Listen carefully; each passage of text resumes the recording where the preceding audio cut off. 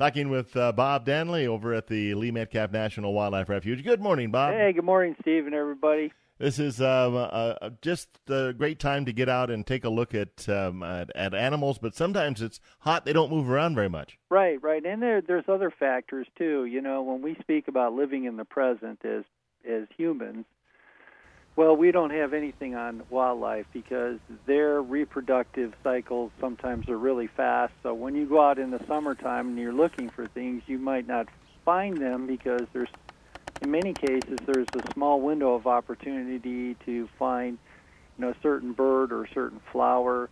I think typically wildflowers last maybe 7 to 10 days, and then once that's done, it's done for the year. You have to wait till next year, like a Cubs fan. And right. But a mash shrew, which is a really small little mammal, a couple inches long, it could have as many as 3 broods during the summer or the year, I should say. But it's hard to find because of its behaviors, and that's another thing to keep in mind when you're wildlife watching.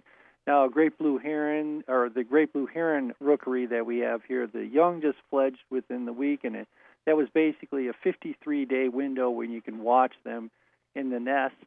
Now, if you were watching an indigo bunting nest within, 12 days, that baby bird that hatched is fully feathered and ready to go out on its own. So those are factors to keep in mind. Well, plants, even as far as timeline, even faster, for instance, bitterroots, you've got to really know when to look. That's exactly right.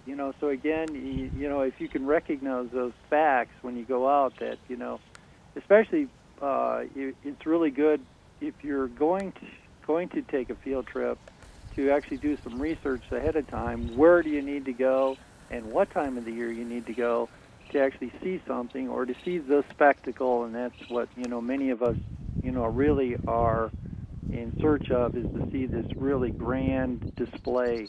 There's nothing like seeing a hillside of bitterroots in flower, but, again, if you're a couple days early or a couple days late, you might go home a little disappointed. So, but the other thing is that you need to widen your horizon, too. Look around you, besides looking right below your feet, and just notice where you are.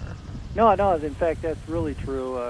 Starting at 10:30 in the morning, and especially if the sun is shining, thermals are forming, and those thermals provide, like a hawk, a free ride because the hot air is rising. They don't have to work really hard.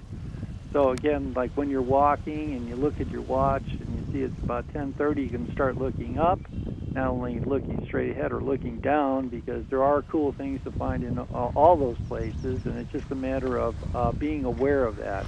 The other thing we want to mention is that with all the Pokemon Go things going on out there, that adds a creature to your view, but those creatures, the real live ones, are there all the time. That's right.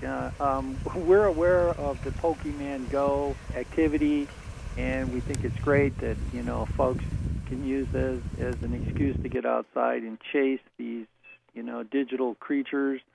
But be aware that, those digital things don't have anything on the real McCoy, and that finding sometimes a certain bird species or flower can really occupy your time, and you won't have to worry about stepping out into a street of traffic. No kidding. And 7 days a week you can get out to the refuge. That's right, and it's a beautiful experience right now. Things are still really green for July. This is really incredible. So you're more than welcome. Like you said, dawn till dusk every day of the week.